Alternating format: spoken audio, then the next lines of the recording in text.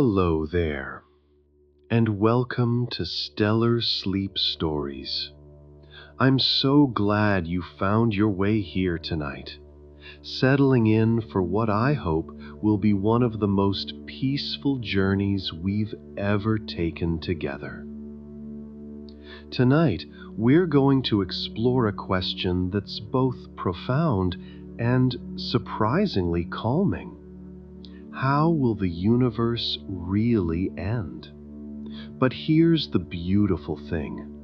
This isn't a story about destruction or loss. It's a story about the deepest, most perfect quiet that will ever exist. A peace so complete, so absolute, that just thinking about it can help dissolve every worry you've been carrying today. Before we begin this extraordinary journey through time, I'd love to know what brought you here tonight. Are you someone who finds comfort in the vastness of space? Or maybe you're here because the troubles of today feel a little too loud, and you need to drift into something infinitely larger, infinitely quieter. Whatever guided you here, I'm grateful you're with us. Feel free to share your thoughts in the comments, but only if you're still awake by morning. Let's take a moment to get comfortable, really comfortable. You might want to adjust your pillow just a bit, finding that perfect spot where your head feels completely supported. Let your shoulders drop, feeling them sink into the mattress. And your breathing, well, there's nothing you need to do about that. It's already perfect, already doing exactly what it should. Each breath is carrying you a little further from the day, a little closer to rest. If you'd like, you can let your eyes close now, or keep them open for a while longer. It doesn't matter, because where we're going tonight, time moves so differently that rushing has no meaning at all. Tonight's journey is special. We're not just going to travel through space, we're going to travel through time, deep time. Time so vast that the entire history of Earth, all 4.5 billion years of it, becomes just a single heartbeat in the life of the cosmos. We're going to drift forward, past the last star that will ever shine, past the last planet that will ever orbit, into the long, peaceful twilight of everything. You see, the universe isn't heading towards some dramatic finale. There's no cosmic crash, no universal explosion waiting at the end. Instead, the universe is slowly, gently settling into the deepest rest imaginable. Like a vast ocean that's been stirring for billions of years, gradually becoming still, becoming mirror smooth, becoming perfectly quiet. And here's what I find so beautiful about this story. As we move through these impossibly distant futures tonight, you might notice something happening. All those concerns that felt so urgent today, that deadline at work, that conversation you've been replaying, that worry about tomorrow, they're going to start feeling smaller. Not because they don't matter, but because we're about to place them inside a timeline so vast, so patient, that anxiety itself becomes impossible to maintain. The universe has been around for about 13.8 billion years. That seems like forever, doesn't it?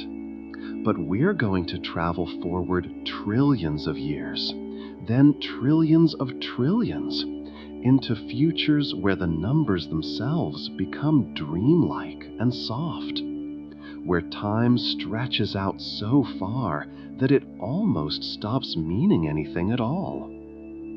This is a journey NASA's greatest telescopes can't show us, because we're traveling beyond what can be observed, into what can only be imagined through the beautiful mathematics of physics. We're using the discoveries of Stephen Hawking, the calculations of cosmologists, the patient work of scientists who've spent their lives thinking about forever, all woven into a story that's designed to help you drift into the deepest, most restful sleep. So here we are, you and I, about to begin one of the longest journeys ever told. A journey to the end of everything, which is really a journey to the beginning of perfect peace. Ready? Let's start our voyage into the great quiet. Have you ever laid awake at night, wondering about forever? It's one of those thoughts that can either keep you awake with anxiety or, paradoxically, help you drift into the deepest sleep. Tonight, we're choosing the second path. The question of how the universe will end has fascinated humans since we first looked up at the stars. Ancient civilizations imagined dramatic conclusions, fires and floods, gods closing the great book of existence. But modern science has revealed something far more interesting and infinitely more peaceful. You see, the universe isn't heading toward an ending in the way we usually think about endings. It's not like a movie that stops or a book that reaches its final page.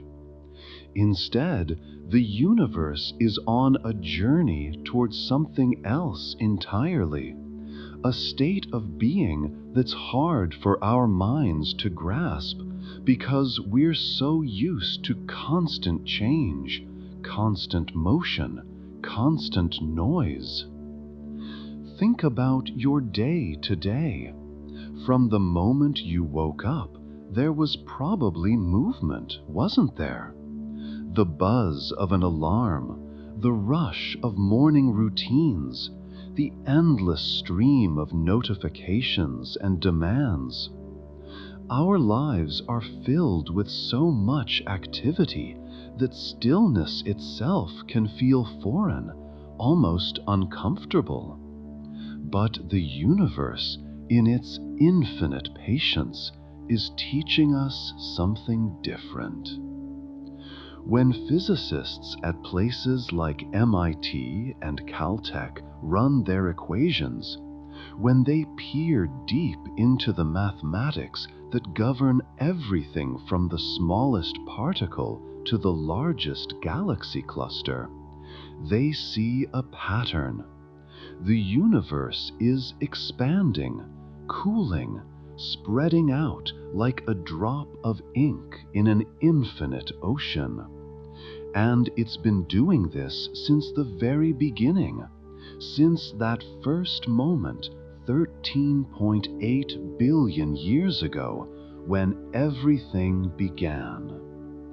But here's where it gets interesting and oddly comforting. This expansion isn't violent. It's not tearing things apart in some cosmic catastrophe. It's more like, well, imagine you're watching a crowd of people at a huge gathering. At first, everyone's packed together, energetic, bumping into each other, lots of interaction and activity. But slowly, very slowly, people start to spread out. The spaces between them grow larger. The conversations get quieter.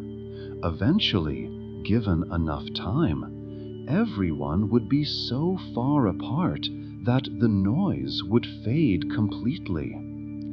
That's what's happening to our universe, but on a scale so vast that we need to measure it in powers of 10 that make even astronomers' heads spin. Right now, at this very moment, as you're listening to my voice, the universe is in what scientists call the stelliferous era. That's a beautiful word, isn't it? Stelliferous. It means star-bearing or star-making.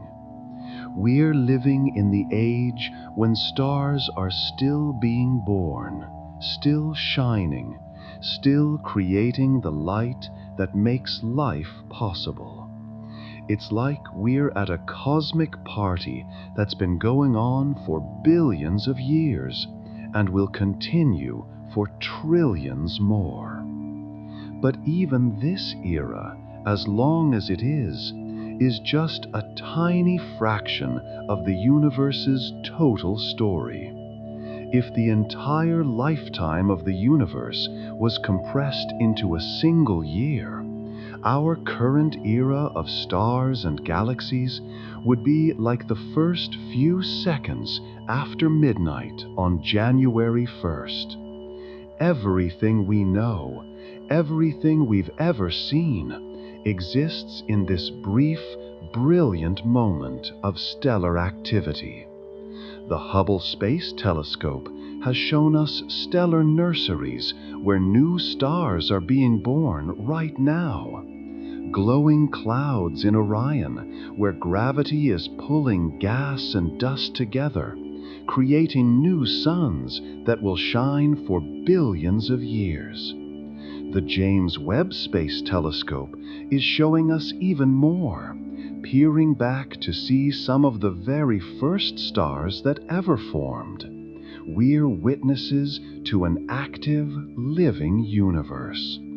But nothing, absolutely nothing, lasts forever, and that includes the age of stars.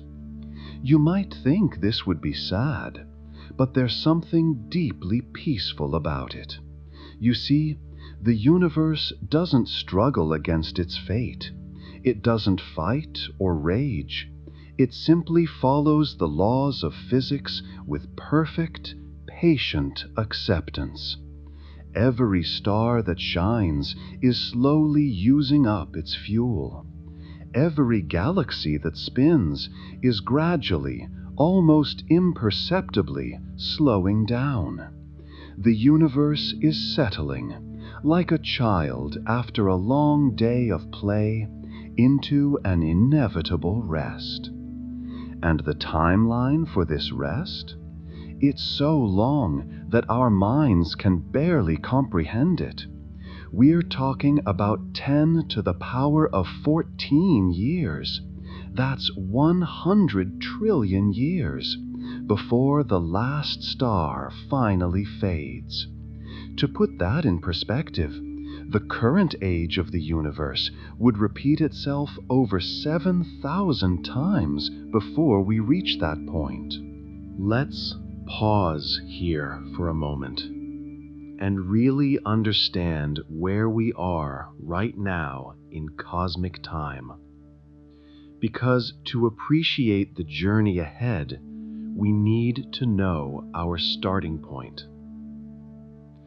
The universe today is about 13.8 billion years old. That number might feel abstract, so let's make it more tangible. If you started counting seconds right now, 1 Mississippi, 2 Mississippi, it would take you over 400,000 years of continuous counting to reach 13.8 billion. And yet, in the story we're telling tonight, this vast age is just the beginning, just the opening note of a symphony that will play for timescales that dwarf even this enormous number. Right now, as you're lying there listening, the universe is filled with about 2 trillion galaxies. 2 trillion, each one containing hundreds of billions of stars. Our own Milky Way has somewhere between 200 and 400 billion stars, and we're just one galaxy among those 2 trillion.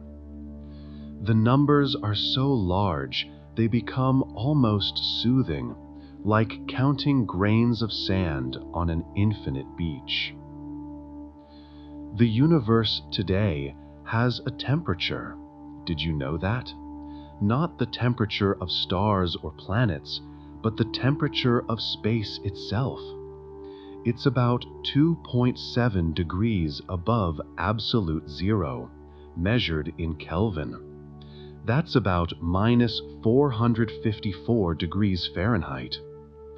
This is the faint warmth left over from the Big Bang, what scientists call the cosmic microwave background.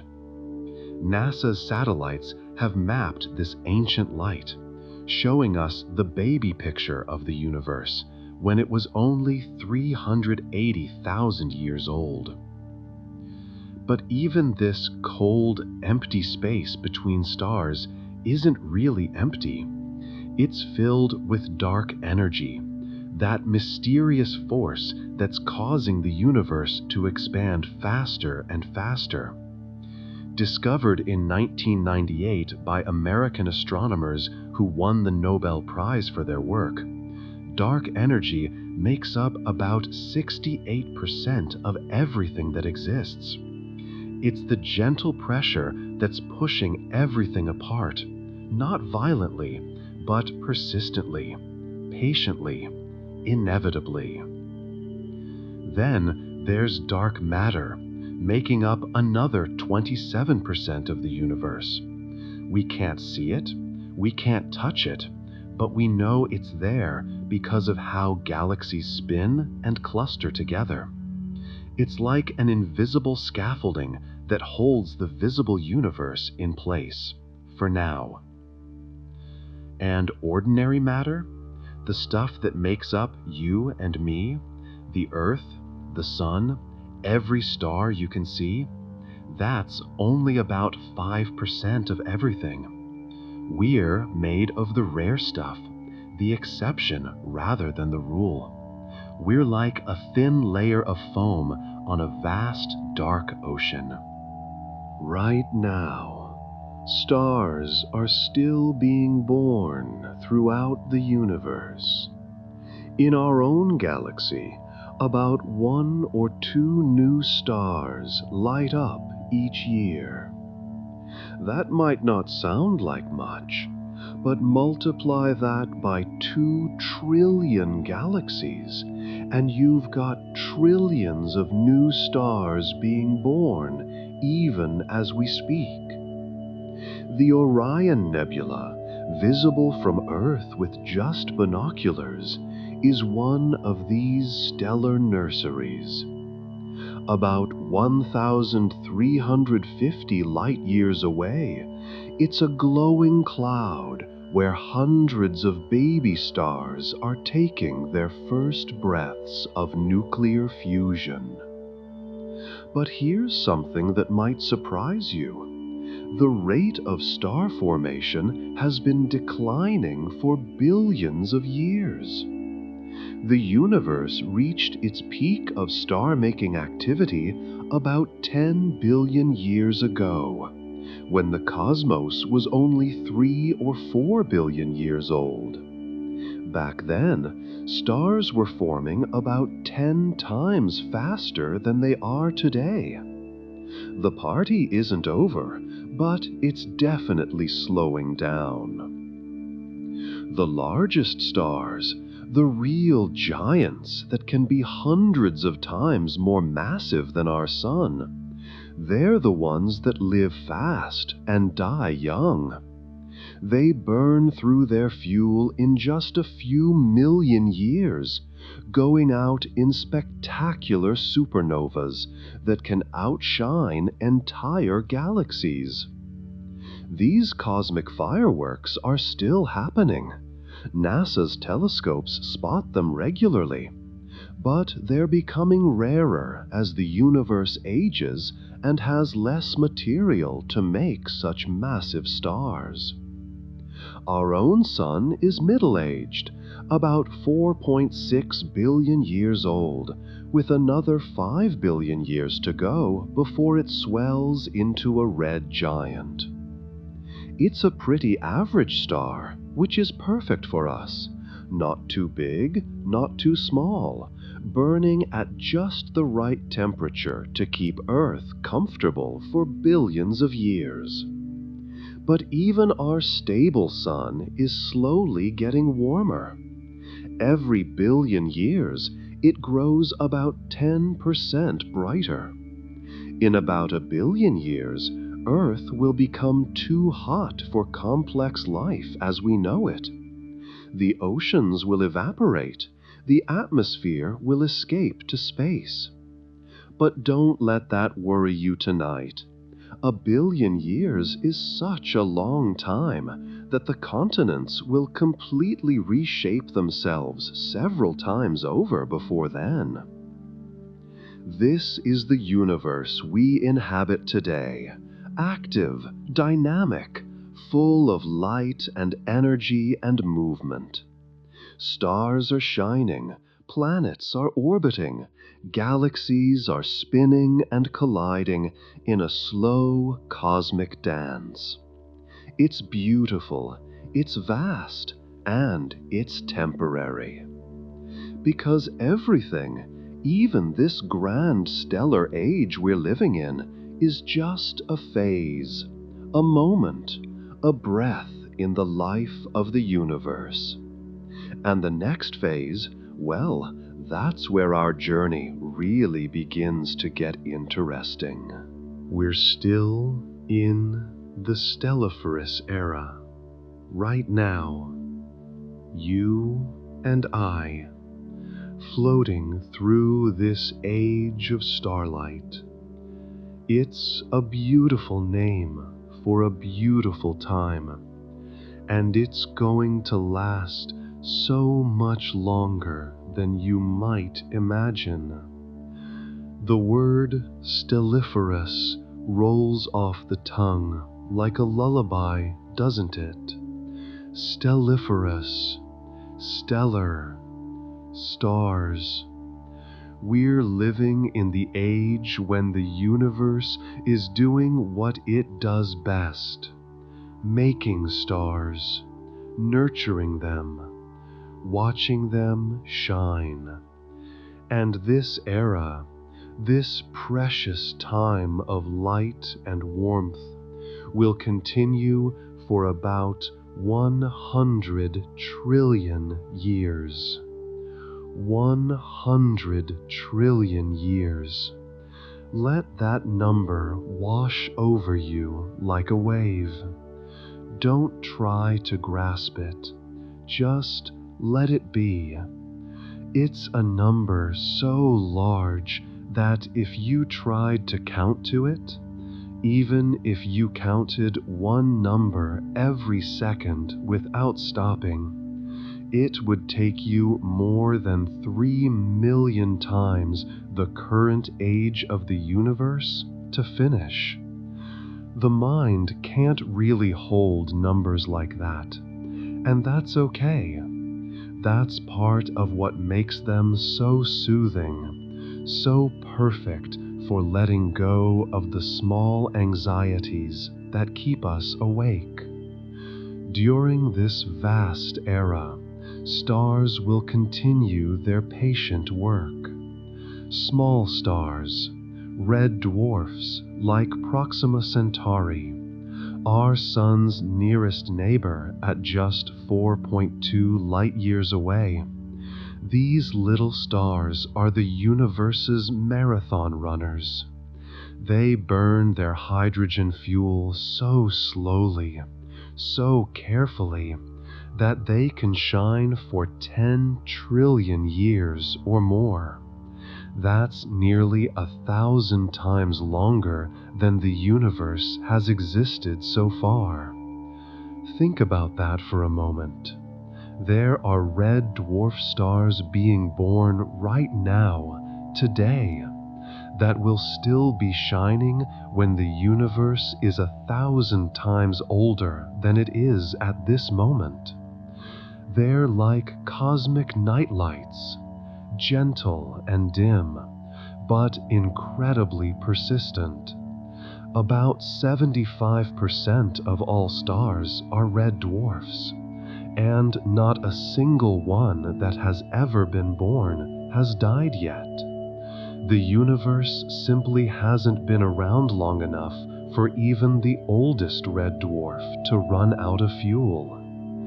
Our sun, by comparison, is like a bright candle, beautiful while it lasts, but burning through its fuel much faster. Stars like our sun live for about 10 billion years.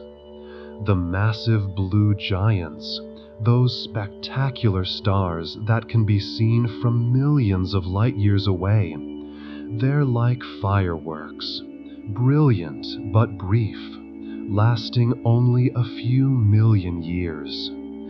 As we drift forward in time, the universe will slowly shift toward making more of those patient red dwarfs, and fewer of the bright, short-lived stars. It's like the universe is learning to conserve, to be more careful with its resources. The raw material for making stars, the hydrogen gas that fills the spaces between galaxies, is finite. Once it's used up or spread too thin, no new stars can form. NASA's Spitzer Space Telescope, before it was retired in 2020, spent years studying star formation across the universe. It showed us that galaxies are already slowing down their star making. Some galaxies, what astronomers call red and dead galaxies, have already stopped forming new stars entirely. They're filled with old reddish stars, slowly cooling, slowly fading, like embers in a dying fire. But don't let the word dying disturb your peace, because in cosmic terms, this fading is incredibly gentle. It's like watching a sunset that lasts for billions of years. There's no sudden darkness, no dramatic end, just a slow, patient, inevitable dimming. Our own Milky Way is still active, still making stars, but even we're slowing down. 4 billion years from now, our galaxy will merge with Andromeda, our nearest large galactic neighbor. You might think this sounds violent, but it's not. Galaxies are mostly empty space. When the Milky Way and Andromeda come together, the stars will pass by each other like ships in the night. The night sky will change, certainly, but gradually, over millions of years.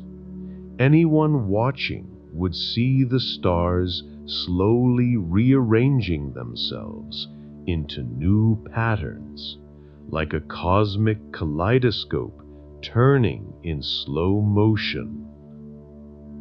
This merger might actually trigger a brief burst of new star formation as gas clouds collide and compress. It'll be like a final flourish, a last dance before our combined galaxy settles into a more sedate old age. Astronomers have named this future merged galaxy Milkomeda, or sometimes Milkdromeda, though by the time it happens, there probably won't be anyone around to call it anything. The stelliferous era is also when black holes are growing, feeding on gas and stars that wander too close. The supermassive black hole at the center of our galaxy, called Sagittarius A star, has a mass equal to about 4 million suns. It's quiet now, not actively feeding, but over the trillions of years to come, it will slowly grow larger as it occasionally snacks on passing stars or clouds of gas. These black holes will outlast the stars by an almost incomprehensible amount of time. But we'll come to that part of the story later. For now, just know that they're gathering, growing, waiting in the darkness between the stars. Let's move forward now, drifting through time like a leaf on a gentle river. We're approaching a momentous transition, though it happens so slowly that no one would ever notice it occurring. We're approaching the time when the universe will create its very last star. Imagine being present for that moment, somewhere around 100 trillion years from now. Of course, it won't feel special when it happens. There won't be any fanfare, no cosmic announcement. Just somewhere in some distant galaxy, a cloud of gas will collapse one final time. The pressure will build, the temperature will rise, and fusion will begin. The last star will be born, probably a small red dwarf, beginning its 10 trillion year journey of patient burning. But after that, silence. No more stellar nurseries. No more glowing nebulae giving birth to new suns. The universe will have used up its star-making material, or spread it so thin that gravity can no longer gather it together. Think about what this means. Every star that will ever exist, the total number is already countable. It's enormous, maybe 10 to the 24th power. That's a septillion stars, but it's finite. There's a largest number of stars that will ever shine, and we're already most of the way there. About 95% of all stars that will ever exist have already been born. It's like we're near the end of a very long book, except we're reading it incredibly slowly. Each word takes billions of years to read. Each page takes trillions, and we're only on chapter 1. The galaxies of this far future will look different from the ones we see today. NASA's Hubble Space Telescope has shown us galaxies of all shapes: spirals like our own, ellipticals like giant footballs, irregulars with no particular shape at all. But in the far future, after countless mergers and collisions, most galaxies will have become giant ellipticals, huge balls of old red stars slowly orbiting around supermassive black holes. These future galaxies won't have the beautiful spiral arms we're familiar with. Those are created by waves of star formation sweeping through gas clouds. Without gas, Without new stars being born, galaxies lose their structure. They become like swarms of fireflies, except each firefly is a dying star, and the swarm is hundreds of thousands of light years across. The space between galaxies will have grown enormous by then. The expansion of the universe, driven by that mysterious dark energy, will have pushed galaxy clusters apart. What we can see today with our telescopes, those distant galaxies billions of light years away, they'll have passed beyond our cosmic horizon. Each galaxy cluster will become an island universe, alone in an expanding void. But even within these island universes, the stars are spreading apart.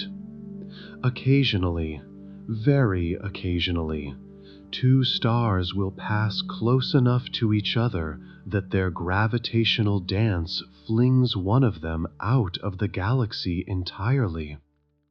These rogue stars will wander the darkness between galaxies, slowly cooling, slowly fading, absolutely alone. The planets around these last stars, if any still exist, will be strange places. After 100 trillion years of cosmic ray bombardment, their surfaces will have been altered at the atomic level. Mountains will have eroded not from wind or water, but from the patient rain of cosmic radiation, atom by atom, molecule by molecule. Some astronomers have calculated that there might be a brief, interesting phase near the end of the stelliferous era. As white dwarfs, the remnants of sun-like stars, slowly cool over trillions of years, they'll pass through a temperature range where they could potentially support life on any planets that still orbit them. Imagine that. Life arising not around a young, hot star, but around the cooling ember of a star that died trillions of years before. It would be like finding a flower growing in the ashes of a fire that went out eons ago. These hypothetical late arising civilizations would look up at a very different sky than we see.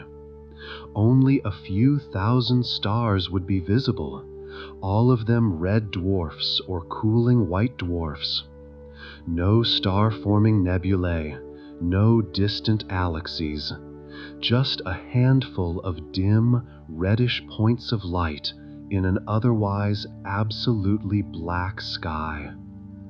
They would have no way of knowing about the universe's brilliant past, about the time when galaxies collided and supernovas lit up the darkness and stellar nurseries painted the void with color. But even these last civilizations, if they ever exist, will eventually face the same fate as everything else. Because the stars, all of them, even the most patient, careful red dwarfs, will eventually exhaust their fuel. And when the last star finally uses up its last bit of hydrogen, when fusion stops for the final time, the stelliferous era will end. The universe will enter a new phase, darker, quieter, but in its own way, even more peaceful. Now we're drifting forward, past the last star's final breath, into an era that astronomers call the degenerate era. Don't let that name trouble you. Degenerate here doesn't mean decayed or corrupted. It's a physics term describing matter that's been compressed into its most basic, most stable forms. We're now somewhere beyond 100 trillion years in the future, and the universe has become a very different place. The age of living stars is over, but their remnants remain. White dwarfs, neutron stars, black holes. These are the only objects left that remember what stars used to be. Let's talk about white dwarfs first, because they're going to be the universe's main inhabitants for an almost incomprehensible length of time. A white dwarf is what's left when a star like our Sun finally stops fusing hydrogen. It's incredibly dense. Imagine squeezing the entire mass of the Sun into something the size of Earth. A teaspoon of white dwarf material would weigh about as much as a car. These white dwarfs start out hot, sometimes over 100,000 degrees Fahrenheit at their surface. But now, with no internal fire to keep them warm, they're cooling. And they'll keep cooling for times so long that we need new words, new numbers to describe them. A white dwarf takes about 1 trillion years to cool down to the temperature of liquid nitrogen, 10 trillion years to reach the temperature of liquid helium, and after about 1 quadrillion years, that's 1,000 trillion, they'll have cooled to just a few degrees above absolute zero. At that point, we call them black dwarfs, though no black dwarf exists yet. The universe is still far too young for even the oldest white dwarf to have cooled that much. Imagine the patience of these objects, cooling by just a fraction of a degree every million years. They're like the universe's ultimate slow cookers, except they're cooling, not cooking, releasing their heat into the void with infinite patience.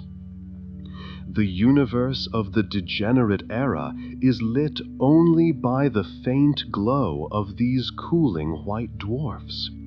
If you could stand on a planet orbiting one, and somehow you could survive, you'd see a dim reddish star about the size of the full moon in Earth's sky. The light would be weak, like candlelight, but it would continue for quintillions of years. Neutron stars, the remnants of more massive stars, are even more extreme. These objects pack more mass than our Sun into a sphere just about 12 miles across, the size of a small city. The gravity on their surface is so strong that if you dropped something from waist height, it would hit the ground at about 4 million miles per hour. But even neutron stars are slowly changing. Over periods of 10 to the 37th power years, their protons and neutrons will slowly convert to lighter particles through quantum processes. It's happening so slowly that comparing it to anything in human experience becomes meaningless. It's like watching a mountain erode, except the mountain is made of the densest material in the universe, and the erosion is happening one subatomic particle at a time. During this era, something interesting happens with stellar collisions. You see, even though the galaxies are mostly empty space, given enough time, even unlikely events become certain. Two white dwarfs will occasionally drift close enough to merge.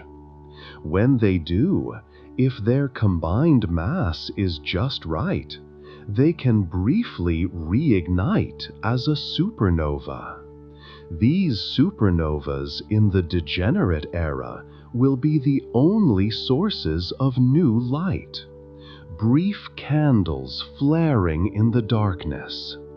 They might happen once every million years in a galaxy, then once every billion years, then once every trillion years, becoming rarer and rarer as the white dwarfs spread further apart.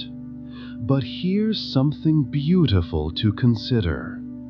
These late supernovas will create and disperse the very last heavy elements in the universe: iron, gold, uranium, all the elements heavier than hydrogen and helium. Their final atoms will be forged in these last stellar explosions. And then, slowly, over unimaginable lengths of time, even these atoms will decay back into lighter elements, then into subatomic particles, then into radiation. The planets of the degenerate era, if any still exist, will be strange beyond imagination. After quadrillions of years of quantum effects, their surfaces will have undergone a process called quantum tunneling. Atoms will have spontaneously rearranged themselves. Mountains will have flowed like liquid, except over timescales that make the age of the universe look like a blink. Some physicists have calculated that given enough time, around 10 to the 65th power years, quantum tunneling could cause all matter to collapse into iron 56, the most stable atomic nucleus. Entire planets, entire white dwarfs, slowly transforming into spheres of pure iron through the patient work of quantum mechanics. Iron stars in an iron universe, though even these will eventually quantum tunnel into black holes, given enough time. The degenerate era is when the universe truly begins to approach thermodynamic equilibrium. Temperature differences, which drive all processes we're familiar with, are smoothing out. It's like the universe is a vast cup of coffee that's been sitting on a table for quintillions of years, slowly reaching room temperature. Except there's no room, and the temperature it's approaching is absolute zero. The degenerate era is when the universe truly begins to approach thermodynamic equilibrium. Temperature differences, which drive all processes we're familiar with, are smoothing out. It's like the universe is a vast cup of coffee that's been sitting on a table for quintillions of years, slowly reaching room temperature. Except there's no room, and the temperature it's approaching is absolute zero. Let's drift even further forward now, into an era that makes everything we've discussed so far seem brief. We're entering the black hole era, which begins roughly 10 to the 40th power years from now and continues until 10 to the 100th power years. Numbers so large that writing them out would fill pages with zeros. By this time, the white dwarfs have all faded to black. The neutron stars have quantum tunneled into black holes or dissolved into radiation. The only objects left with any concentrated energy are the black holes themselves, ranging from tiny ones with the mass of a star to the supermassive giants that once lurked at the centers of galaxies. You might think black holes are eternal, but they're not. Stephen Hawking's greatest discovery was that black holes slowly evaporate through a process we now call Hawking radiation. It's one of the most beautiful ideas in physics, bringing together quantum mechanics and general relativity in a way that shows us even the universe's most permanent-seeming objects are temporary. Here's how it works, and I'll keep it gentle and simple. At the edge of a black hole, the border we call the event horizon, space itself is so twisted that the quantum vacuum, the empty space that's actually full of virtual particles popping in and out of existence, gets torn apart. Sometimes one particle falls into the black hole while its partner escapes. That escaping particle is Hawking radiation, and it carries away a tiny bit of the black hole's mass. For large black holes, this process is almost impossibly slow. A black hole with the mass of our Sun would take 10 to the 67th power years to evaporate completely. The supermassive black holes, the ones with billions of solar masses, they'll take up to 10 to the 100th power years to disappear. These are timescales that make everything else we've talked about tonight seem like fleeting moments. The temperature of Hawking radiation is inversely proportional to the black hole's mass. That means massive black holes are actually colder than the cosmic microwave background is today.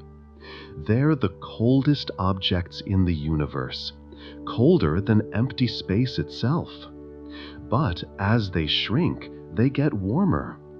In their final moments, they'll briefly become hotter than anything that's existed since the Big Bang, before disappearing in a gentle puff of elementary particles. During the black hole era, these dark objects will be the only sources of energy in the universe. Civilizations, if any could exist, would have to huddle around black holes like our ancestors huddled around campfires. Except instead of wood, they'd be feeding matter into the black hole, capturing the energy released as it spirals inward. It would be the universe's last economic system, carefully rationing matter to keep the black holes fed, knowing that once they're gone, no new energy source will ever be available. The space around. Black holes in this era would be strange beyond description. With no stars to illuminate anything, the only light would be the faint glow of Hawking radiation. Too dim to see with any eyes that could ever evolve. The universe would be experienced through gravity waves, ripples in space-time itself, as black holes slowly spiral toward each other and merge. These mergers will become rarer and rarer as the universe expands. Eventually, each black hole will be alone in its own observable universe, separated from all others by distances that light could never cross. they'll evaporate in absolute solitude, their radiation spreading into an ever-expanding void, with no one to observe it, no one to know they ever existed. NASA's LIGO detector has let us hear black holes merging in our current era, converting those gravitational waves into sound. The chirp of two black holes spiraling together is one of the universe's most haunting songs. In the black hole era, these songs will still play, but slower, quieter, with incomprehensibly long pauses between each note. Some physicists have speculated about whether intelligence could survive into the black hole era. Freeman Dyson, the physicist who imagined sphere-shaped structures that could capture all of a star's energy, also imagined beings that could slow down their thoughts to match the universe's cooling. As energy becomes scarcer, they would think slower, experience time differently, stretching their subjective experience across eons. These hypothetical beings would be nothing like us. They might be patterns in the quantum fields around black holes, or structures made of elementary particles bound by forces we haven't discovered yet. Their thoughts would be measured in billions of years, their memories stored in the spin states of electrons, their dreams lasting longer than our universe has currently existed. But even they, these ultimate survivors, would face the same fate as everything else. Because the black holes, patient as they are, will eventually evaporate completely. And when the last black hole releases its last photon of Hawking radiation, the black hole era will end. What comes next is even stranger, even quieter, even more peaceful. The universe will enter its final phase, a phase that will last forever, or at least so close to forever that the distinction becomes meaningless.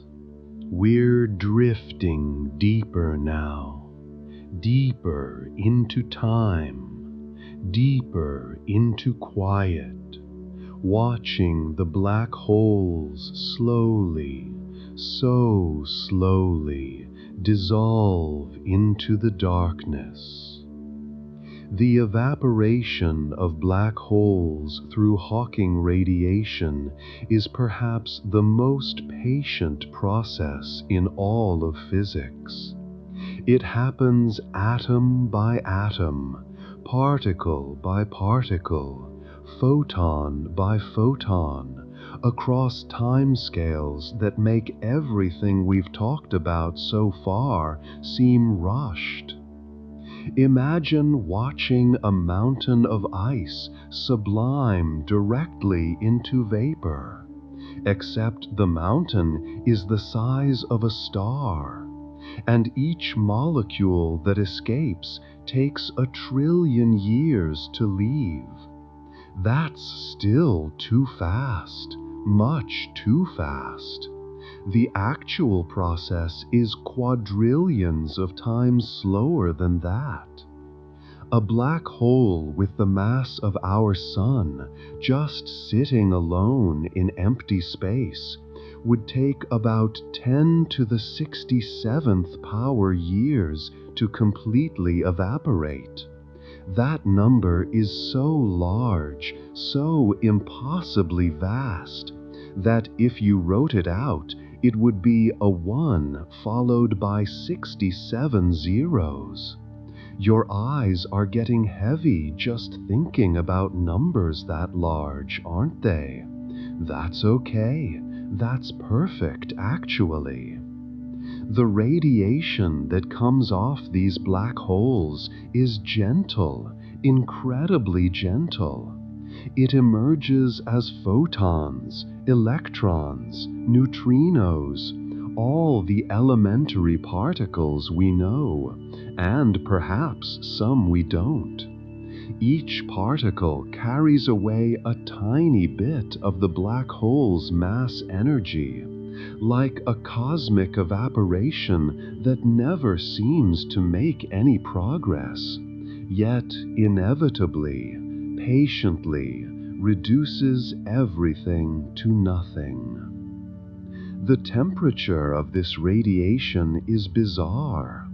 For big black holes, the ones we're talking about, they're actually colder than the universe around them right now. They're absorbing more energy from the cosmic microwave background than they're radiating away. They're actually growing, not shrinking, at least for now. But as the universe expands, as it cools, there will come a time when even these massive black holes are warmer than the space around them right now. And then, finally, they'll begin their true evaporation, their long, quiet, inevitable fade into nothing. You're comfortable right now, aren't you? Just lying there, listening to my voice, thinking about these vast stretches of time. There's something deeply soothing about timescales this large. They make everything else feel so small, so manageable, so unimportant. The supermassive black holes, the giants that anchor galaxies, these will be the last to go. A black hole with 1 billion solar masses, like the ones at the centers of large galaxies, will take 10 to the 98th power years to evaporate. Maybe even 10 to the 100th power years. Try to imagine that length of time. Actually, don't try. It's impossible. And that's what makes it so perfect for drifting off to sleep. These numbers are too big for worry, too vast for anxiety. They're numbers that exist only in the mathematics of physicists, in the gentle equations that describe the universe's patient journey towards stillness. As black holes evaporate, they get smaller, and as they get smaller, they get warmer. This is one of the universe's strange ironies. The biggest black holes are the coldest things that exist, while the smallest ones, in their final moments, become briefly hotter than anything since the first fraction of a second after the Big Bang. But even this final flash of heat is gentle in its own way. It's not an explosion, not really. It's more like a candle finally using up the last of its wax. A brief brightening, then nothing. Just particles spreading out into the void, joining the thin soup of radiation that fills empty space. Some of the particles released by evaporating black holes will be photons, particles of light. These photons will travel forever through empty space, getting redshifted, stretched out by the universe's expansion, becoming longer and longer wavelengths, lower and lower energy, until they're so spread out they're barely distinguishable from the quantum fluctuations of empty space itself. If you're still awake, that's okay, but you don't need to be. The universe will continue its story whether you're listening or not. It doesn't need you to witness it. It's perfectly content to unfold in darkness, in silence, with no observers at all. The black holes don't care if anyone's watching. They evaporate according to the laws of physics, patient, inevitable, unstoppable.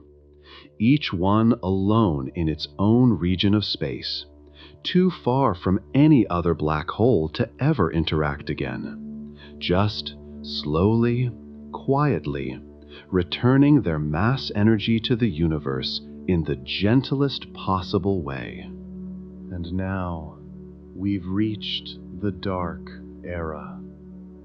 Though calling it an era almost seems wrong, because it lasts forever, or so close to forever that the difference doesn't matter. All the black holes have evaporated, every last one. The universe now contains only elementary particles, photons, electrons, positrons, neutrinos, and dark matter, whatever that turns out to be.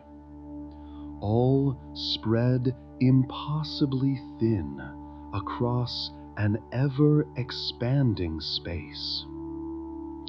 The temperature everywhere is approaching absolute zero, but never quite reaching it. Always a tiny fraction of a degree above that ultimate cold.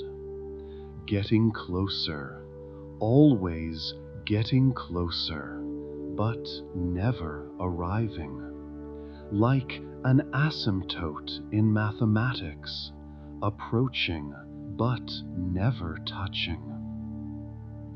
You can let your breathing slow down now, matching the rhythm of this dying universe. In and out, each breath taking you deeper, more relaxed.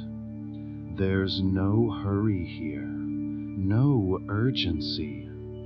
We have literally forever.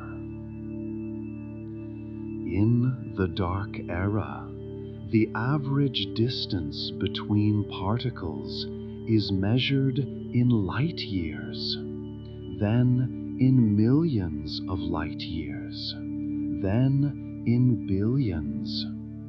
Each electron might be the only electron in a volume of space larger than our current observable universe. Absolutely alone, with no chance of ever encountering another particle again. But wait, that's not quite true. Even in this vast emptiness, quantum mechanics still operates. Particles and antiparticles still occasionally appear from the vacuum, exist for a brief moment, then annihilate each other. These quantum fluctuations are the only events, the only changes in a universe that has otherwise reached perfect stillness. The expansion of space continues, driven by dark energy, that mysterious force that makes up most of our current universe.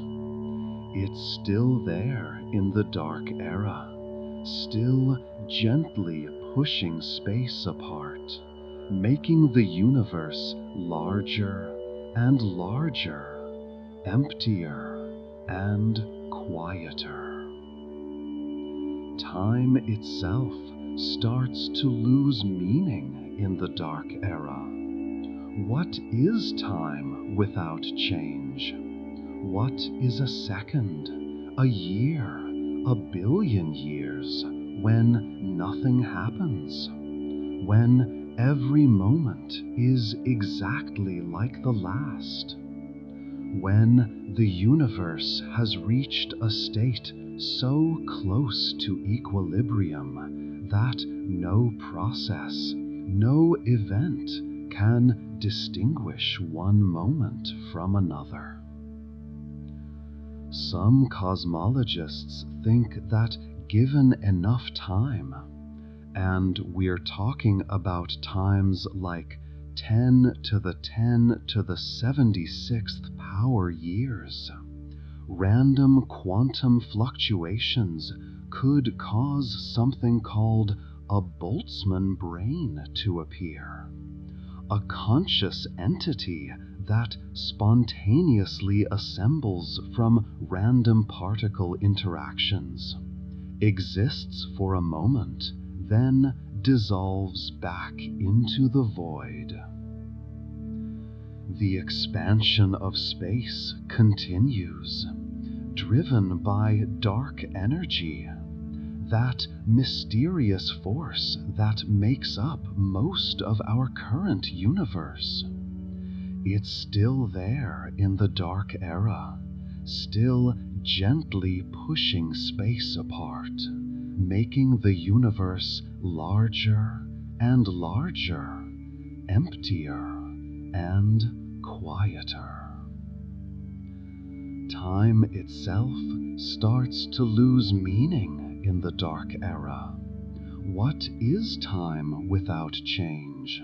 What is a second, a year, a billion years when nothing happens? When every moment is exactly like the last? When the universe has reached a state so close to equilibrium that no process, no event can distinguish one moment from another. Some cosmologists think that given enough time, and we're talking about times like 10 to the 10 to the 76th power years, random quantum fluctuations could cause something called a Boltzmann brain to appear, a conscious entity that spontaneously assembles from random particle interactions, exists for a moment, then dissolves back into the void. These Boltzmann brains, if they ever form, would be the universe's last thoughts, brief flickers of awareness in an otherwise unconscious cosmos. They might last for only a fraction of a second, but in a universe where nothing else is happening, they would be the only witnesses to the dark era's infinite quietude. But even these are just possibilities, just mathematical curiosities. The far more likely scenario is simpler, quieter. The universe just continues expanding, cooling, thinning out forever. Your thoughts might be getting harder to hold on to now, drifting away like those particles in the void. That's perfectly natural, perfectly okay. You don't need to think. You don't need to understand. You can just float here with me in this endless quiet. The photons from the last black holes, stretched by quadrillions of years of cosmic expansion, have wavelengths measured in light years. They're so redshifted, they carry almost no energy at all. They're more like ghosts of light, memories of what photons used to be when the universe was young and hot and full of stars. In some far corner of this dark universe, two electrons might, through incredible coincidence, drift close enough to interact. They'd spiral around each other for a moment, exchanging virtual photons, then drift apart again, never to meet another particle for the rest of eternity. These would be the last interactions, the last relationships, the last dances in a universe that's forgotten how to dance. The universe of the Dark Era is the universe at maximum entropy. The second law of thermodynamics, that rule that says disorder always increases, has finally won its patient victory. There's no more order to break down, no more structures to dissolve, no more gradients to flatten. Everything is perfectly, uniformly, eternally the same. And yet, even in this darkness, the universe isn't truly dead. It's just resting. Quantum fields still fluctuate. Virtual particles still foam in and out of existence. The vacuum itself still has a tiny energy, the cosmological constant that keeps space expanding. The universe has reached its ground state, its lowest energy configuration, but it's not zero. It's never quite zero. If you've drifted off to sleep by now, that's wonderful. You're already experiencing what the universe is heading toward. That perfect stillness, that absence of thought and worry and time. Sleep is the closest we can come to understanding the Dark Era, a preview of the universe's ultimate peace. We're so deep in time now, so impossibly far into the future, that the numbers have lost all meaning. We're talking about 10 to the 1,000 power years, 10 to the 10,000, numbers that aren't even numbers anymore, just mathematical dreams. In this incomprehensible future, something strange is happening to matter itself. The protons that have been stable since the birth of the universe, those fundamental building blocks that seemed eternal, even they're starting to decay. Not quickly, never quickly. Nothing happens quickly anymore. A single proton might take 10 to the 34 power years to decay, or maybe 10 to the 45. Physicists aren't sure. They've been watching protons in deep underground detectors like the one in South Dakota's Homestake mine, waiting, watching, but they've never seen one decay.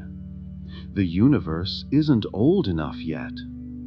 But given enough time, and we have nothing but time now, even protons dissolve.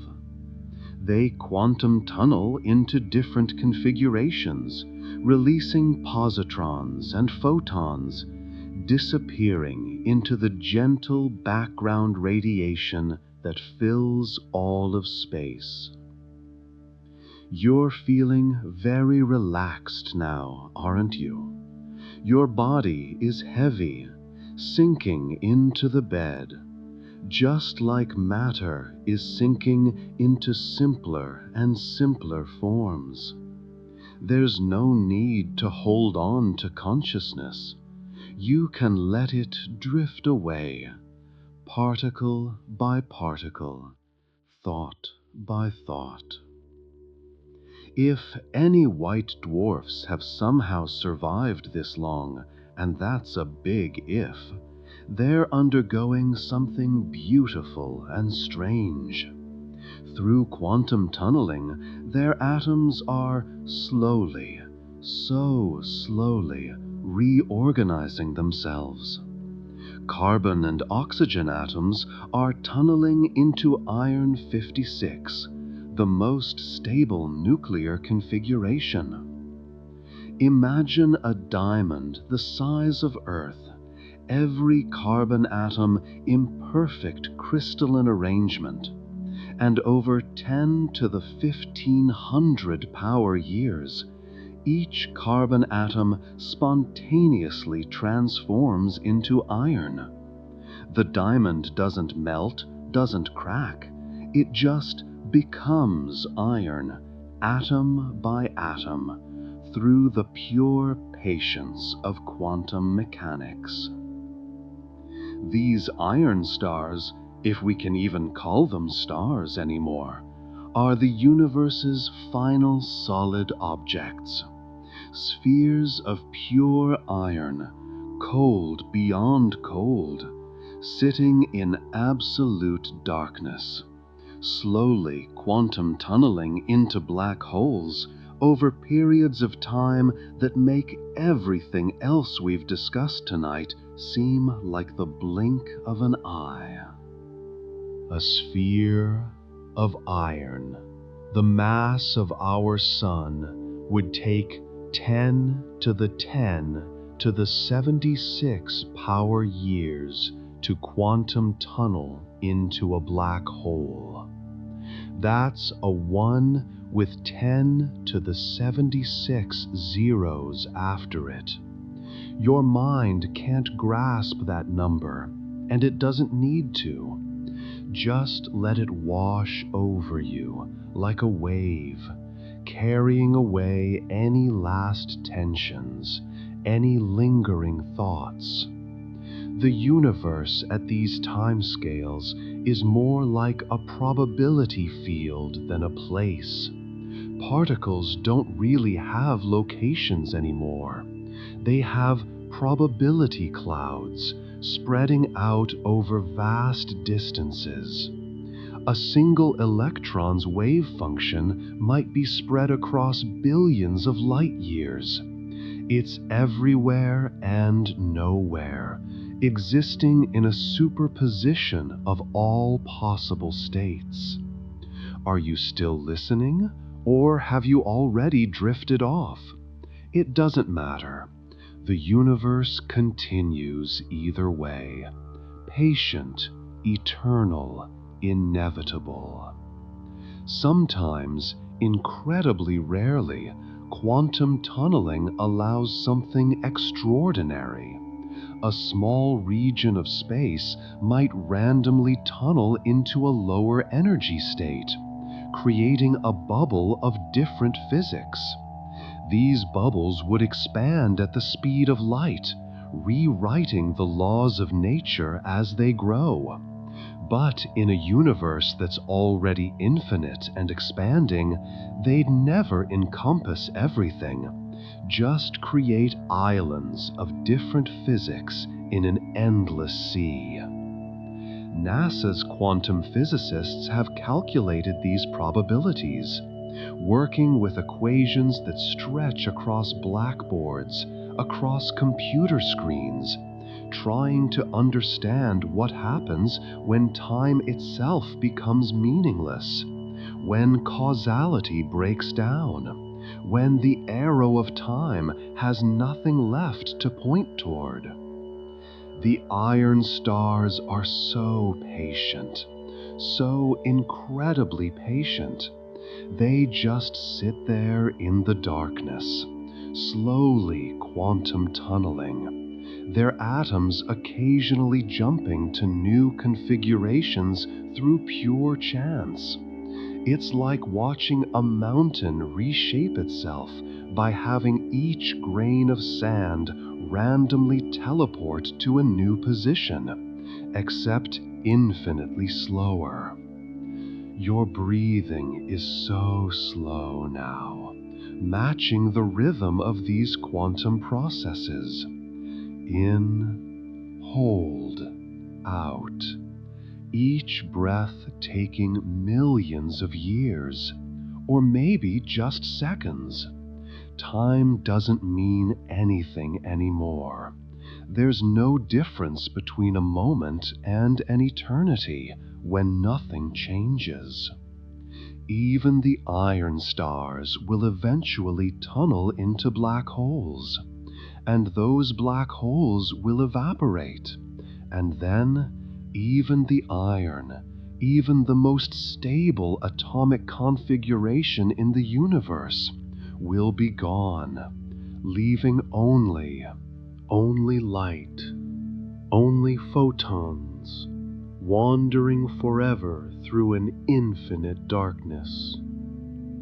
We've reached a time beyond time, where the universe contains almost nothing but photons.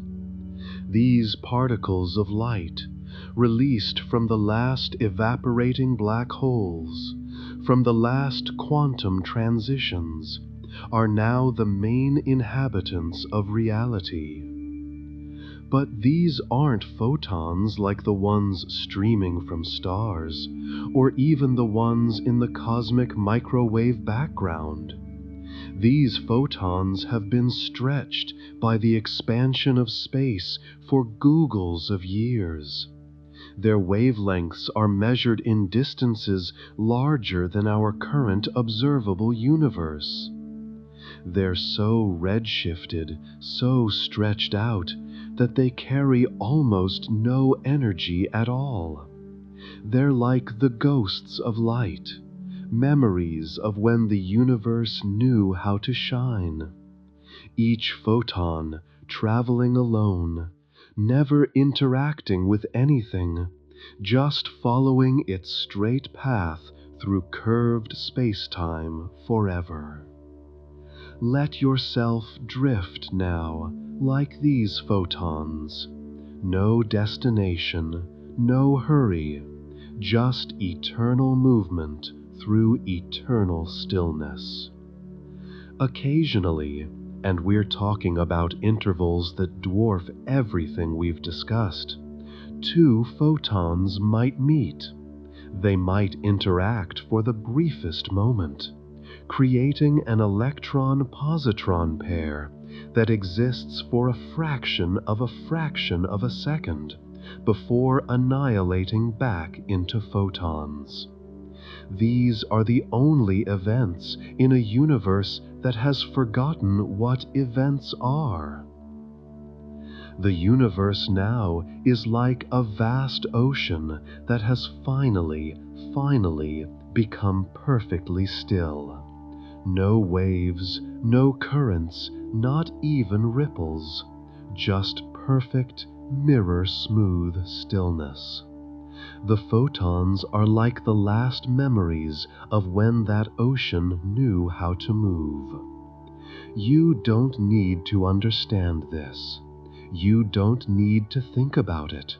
You can just be here, floating in this endless calm. Your thoughts dissolving like those last particles, spreading out into peaceful nothing.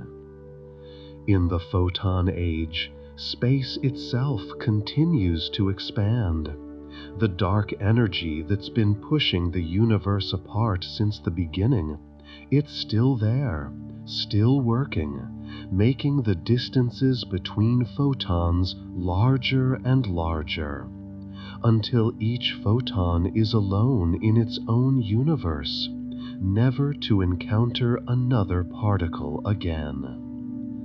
The universe now is like a vast ocean that has finally become perfectly still.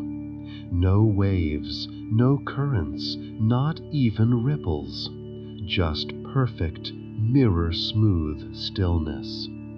The photons are like the last memories of when that ocean knew how to move. You don't need to understand this.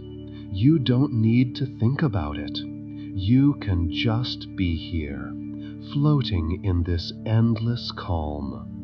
Your thoughts dissolving like those last particles, spreading out into peaceful nothing. In the photon age, space itself continues to expand.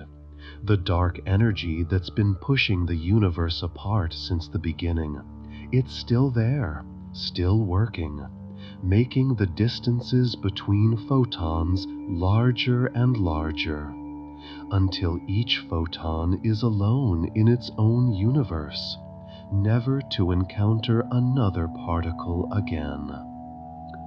Time has completely lost its meaning now.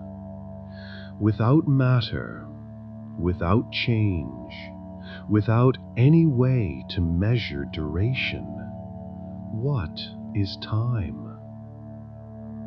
The photons don't experience time. For them, traveling at the speed of light, their journey from emission to nothing takes zero time. They exist in an eternal now, even as they travel for eternity.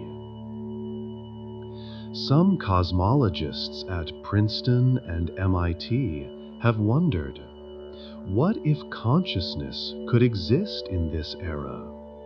Not consciousness like ours, but something made of pure information, encoded in the quantum states of these wandering photons.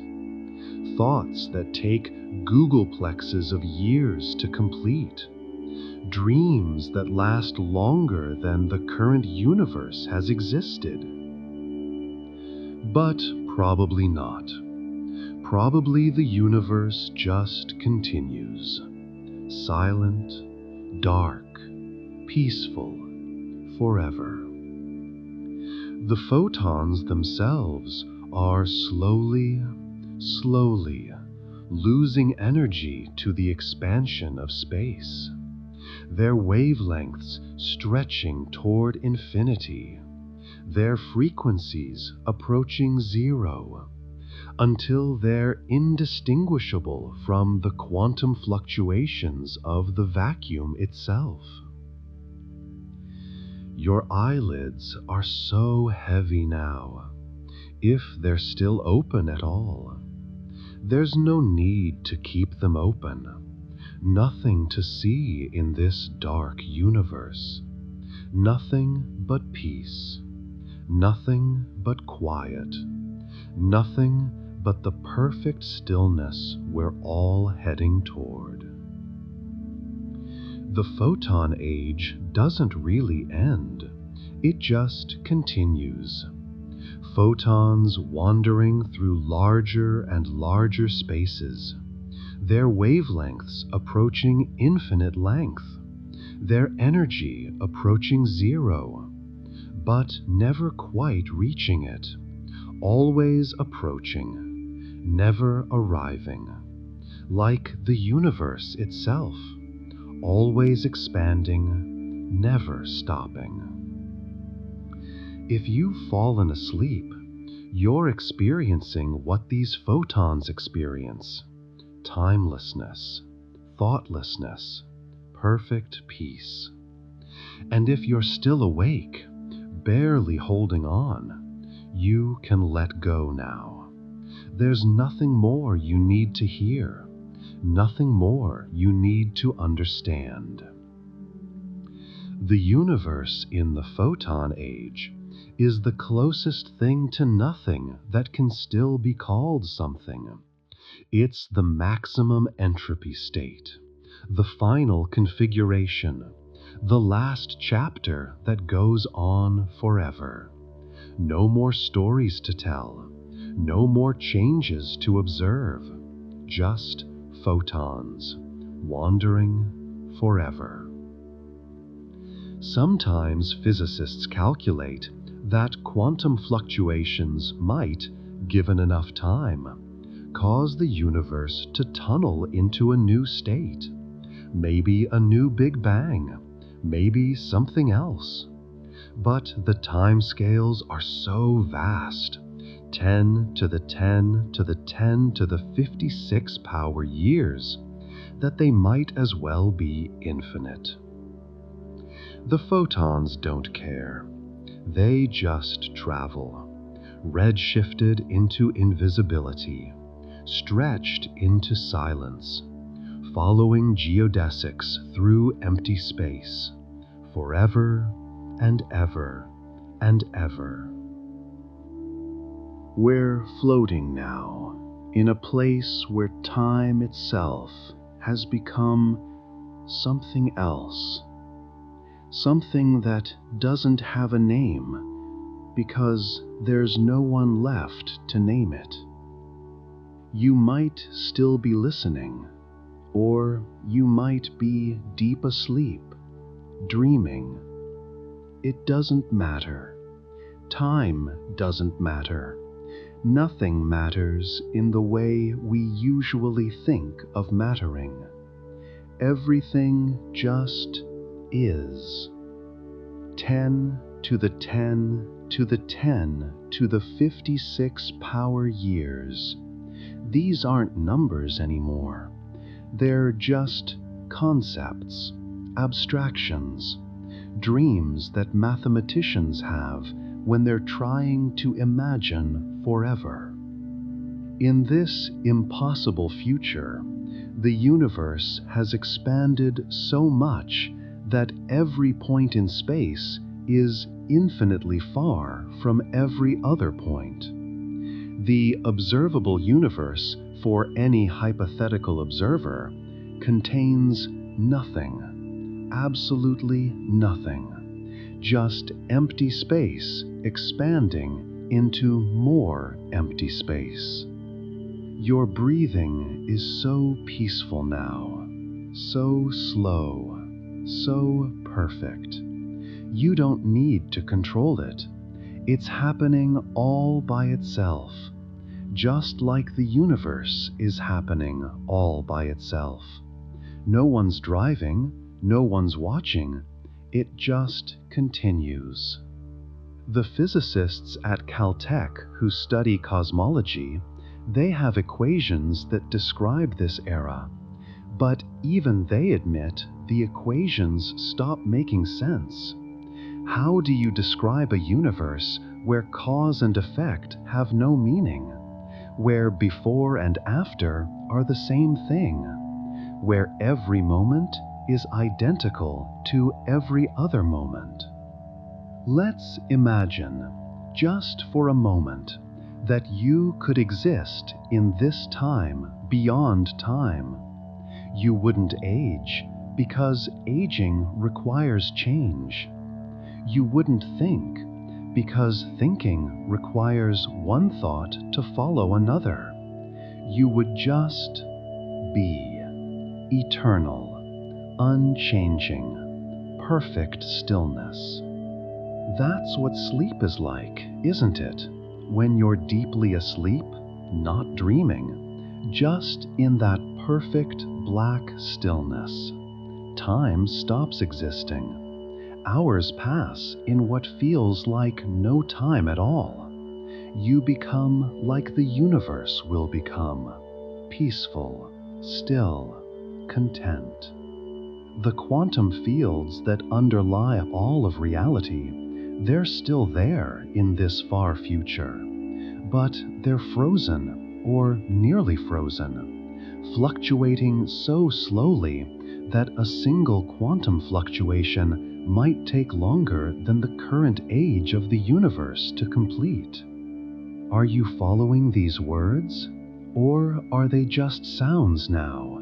Gentle sounds washing over you like waves on a beach that doesn't exist, in an ocean that's forgotten it's an ocean. In this era beyond eras, something strange happens to the concept of information. You see, information needs difference to exist. A 1 versus a 0, a yes versus a no. But when everything is the same, when every point in space has exactly the same temperature, exactly the same density, exactly the same everything, information itself disappears. All the books ever written, all the songs ever sung, all the thoughts ever thought, they're not destroyed.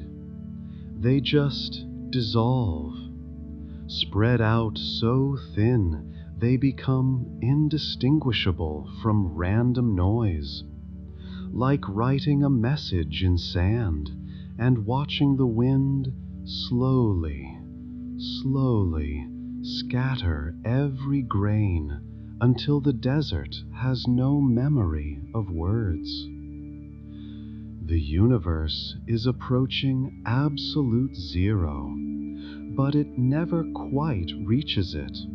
Always one more decimal place, always a tiny bit of heat left, like trying to reach the horizon, always there, always unreachable. You can let go now, really let go. There's nothing you need to hold on to, no thoughts you need to keep, no worries that matter. Everything dissolves in these vast reaches of time. Everything becomes nothing, and nothing becomes everything. NASA's James Webb Space Telescope is showing us galaxies from 13 billion years ago. But in this far future, there would be nothing for any telescope to see. No light, no structures, no patterns, just the gentle static of quantum fluctuations, the soft white noise of existence itself.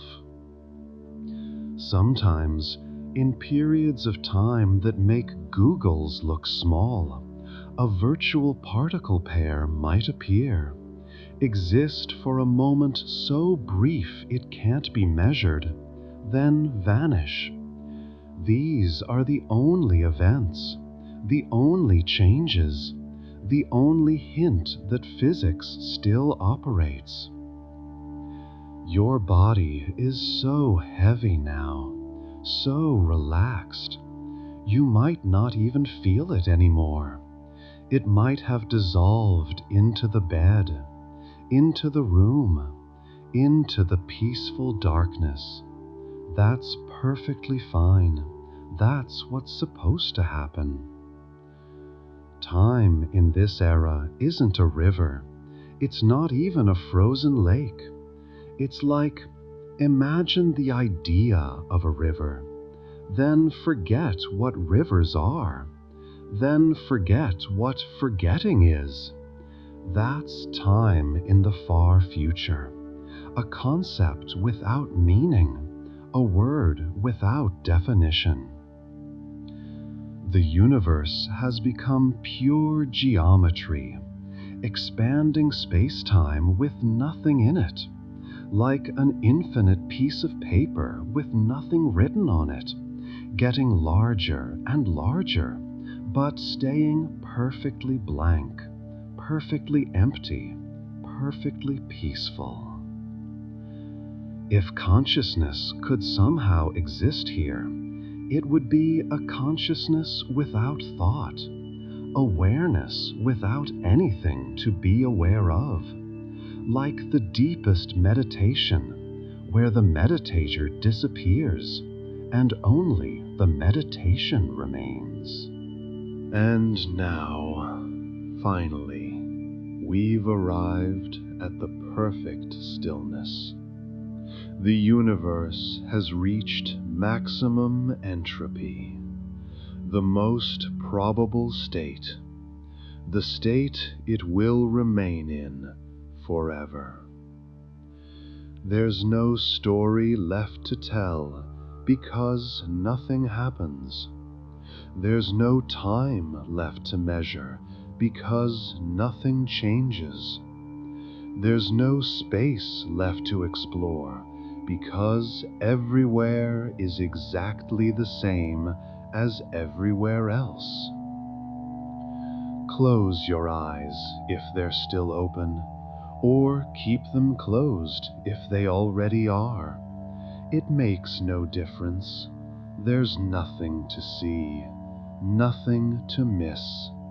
Just perfect, absolute, eternal peace. The temperature everywhere is so close to absolute zero that the difference isn't worth mentioning. 10 to the minus 30 degrees Kelvin, 10 to the minus 40. Numbers so small they're basically zero, but never quite zero, never quite nothing. This is what the universe has been heading toward since the moment it began.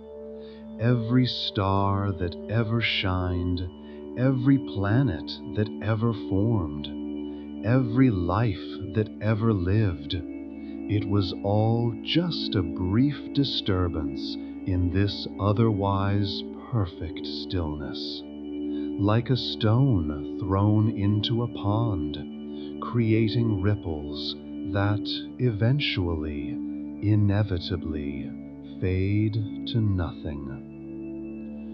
You don't need to think about this. You don't need to understand it. You can just experience it. This perfect quiet, this absolute rest. Your mind becoming as still as the universe will become.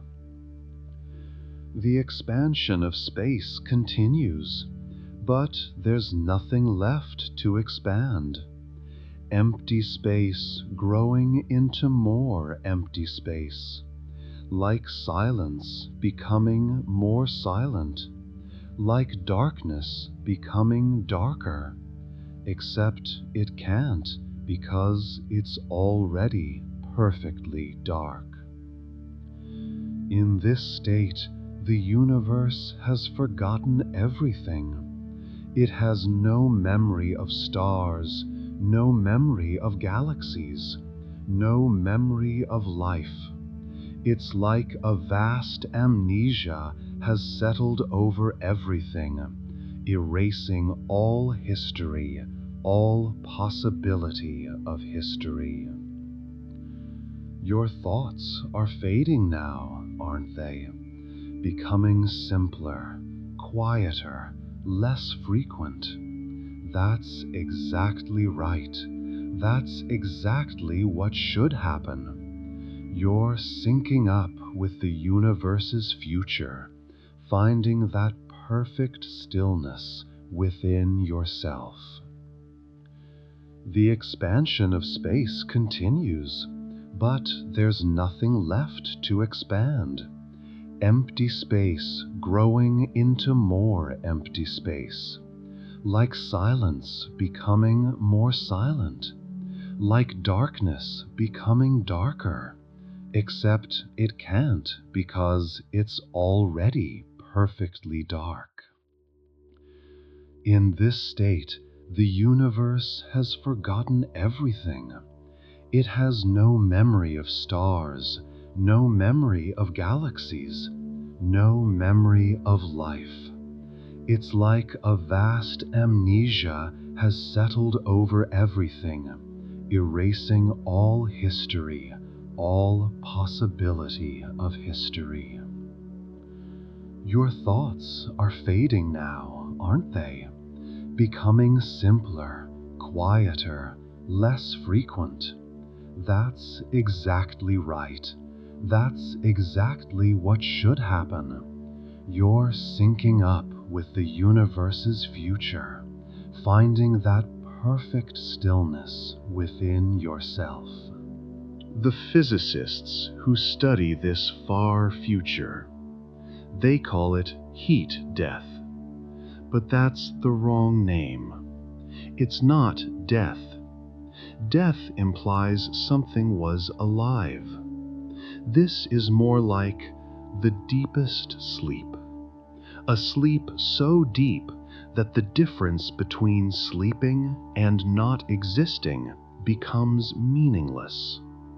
Every particle that still exists, if any do, is separated by distances so vast that they might as well be in different universes, each one absolutely alone, absolutely still, absolutely permanent in their isolation.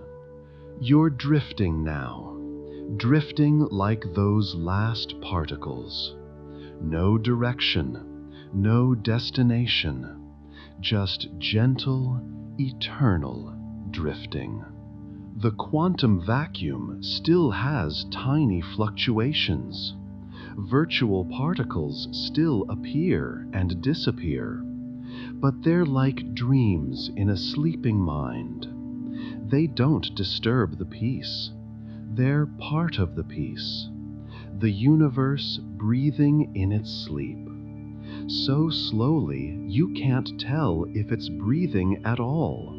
This is the state that will last forever, or at least for times so long that forever is the only word we have. 10 to the Google years, 10 to the Googleplex. Numbers that aren't even numbers anymore, just symbols, just dreams. Let yourself sink into this stillness. There's nothing else to do, nowhere else to go. You've traveled with me to the end of everything, and found that the end isn't an end. It's just a perfect, eternal rest. The universe in this state is like a perfectly flat ocean.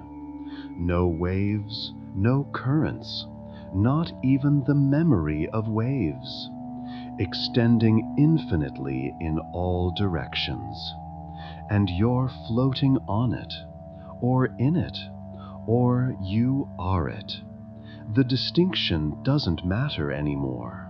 Some cosmologists wonder if this is really the end. They calculate possibilities, quantum fluctuations that might, given enough time, create new Big Bangs, new universes.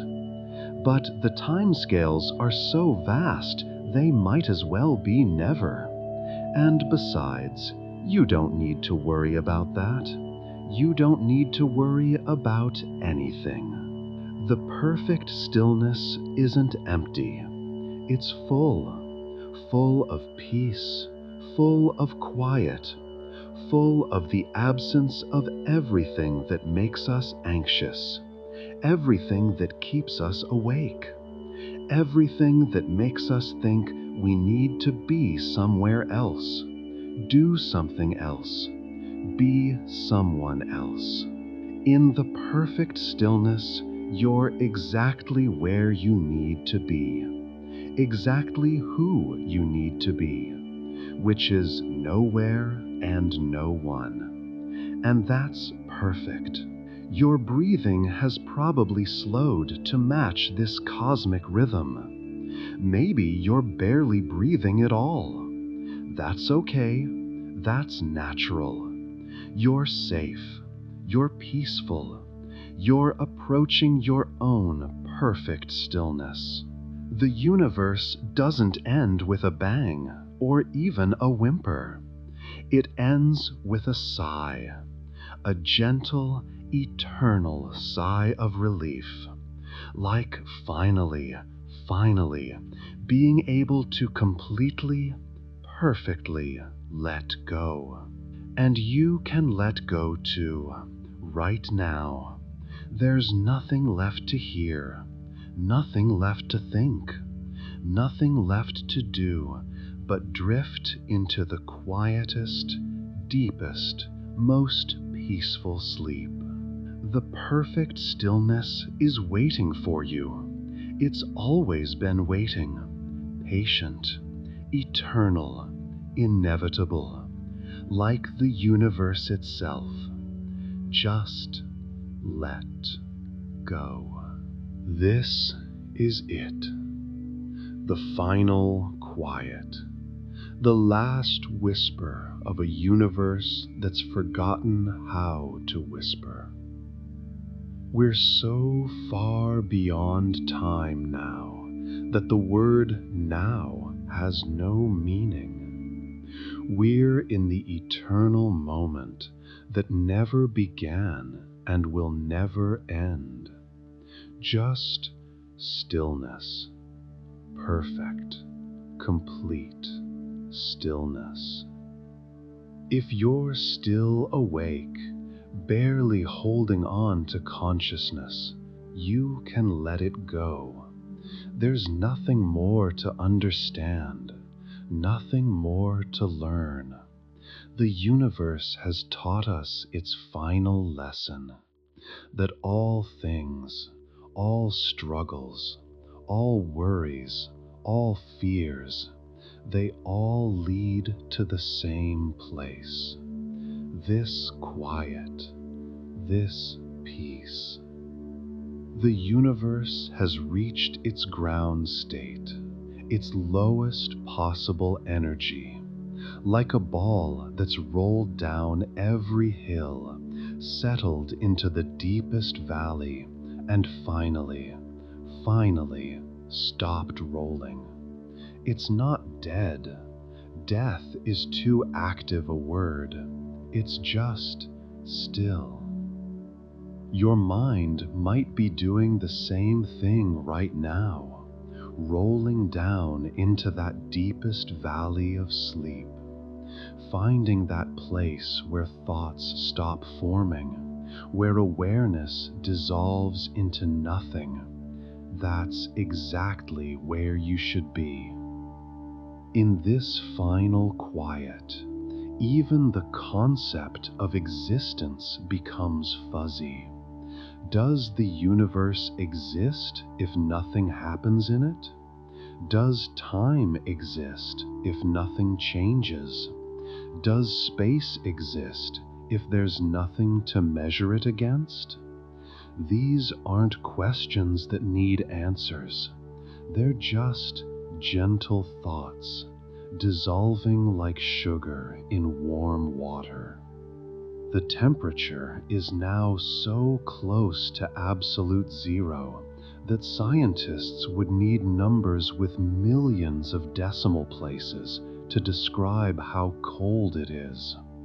But cold isn't even the right word. It's beyond cold. It's the absence of the very idea of temperature. You're so relaxed now, so perfectly at peace. Your body has probably disappeared, melted into the bed, become one with the darkness. That's beautiful. That's exactly what the universe is doing, melting into itself, becoming one with its own emptiness. If there are any particles left, and there might not be, they're experiencing the strangest thing. Time dilation has become so extreme that from their perspective, if they could have a perspective, no time passes at all. They exist in an eternal instant that lasts forever, like you, right on the edge of sleep, in that moment that feels like it could last forever. The cosmologists who study this say the universe will be in this state for, well, forever. There's no process that can change it, no force that can disturb it. It's found its final form, its perfect peace. And here's something beautiful. In this final quiet, all possibilities become equal. Every quantum state, every potential configuration, they all have the same probability. The universe has become pure potential, but potential that will never actualize, like an infinite dream that never quite forms into images. Your breathing is so slow now, if you're breathing at all. Maybe you've forgotten to breathe. That's okay. Your body knows what to do. It doesn't need your conscious mind anymore. Just like the universe doesn't need consciousness anymore. It just continues. Perfect, automatic, peaceful. The space between things has become so vast that the word between loses meaning. There is no between because there are no things, just space, infinite, empty, perfect space. Some theories suggest that in this quiet, this absolute quiet, quantum tunneling could, given enough time, and we have nothing but time, create a new Big Bang, a fresh universe born from the quantum foam. But that would take 10 to the 10 to the 10 to the 10 to the 1,000 power years. Numbers so large, they're not even numbers. They're just the fever dreams of mathematics. But you don't need to think about that. You don't need to think at all. The final quiet doesn't require thought. It doesn't require anything. It just is. This is where we've been heading all along, you and I. Not just tonight, but since the universe began. Every story ends in silence. Every song fades to quiet. Every day ends in sleep. And every universe, even ours, ends in this perfect, final quiet.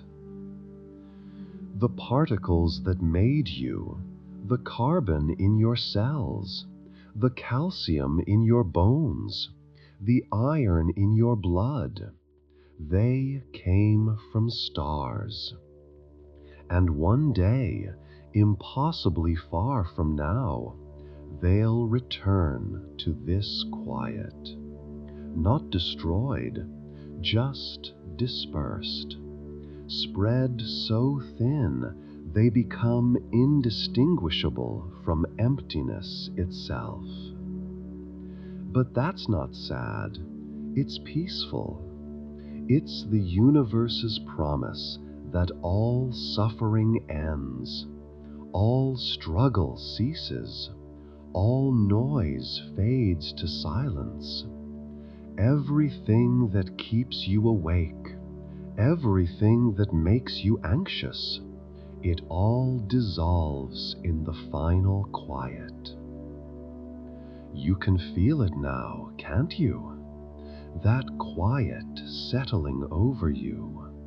Your thoughts getting simpler, slower, less frequent, until there's just awareness. Then, not even that, just quiet. The universe in its final state is like the deepest meditation, where even the meditator has disappeared, where even the concept of meditation has dissolved. There's just this, whatever this is, this perfect stillness that needs no name. If you listen carefully, Or maybe, if you stop listening, you can hear it, the sound of the final quiet. It's not silence. Silence implies the absence of sound. This is deeper. This is the absence of the possibility of sound, the forgetting of what sound ever was. And you're there now, or almost there, right on the edge of that perfect quiet, where your thoughts end, where your worries can't follow, where everything that isn't peace simply ceases to exist. The final quiet isn't waiting for you, because waiting implies time. It's just there, always there, underneath all the noise of existence, patient, eternal, perfect. This is the universe's lullaby, its final gift, the promise that everything eventually finds perfect rest.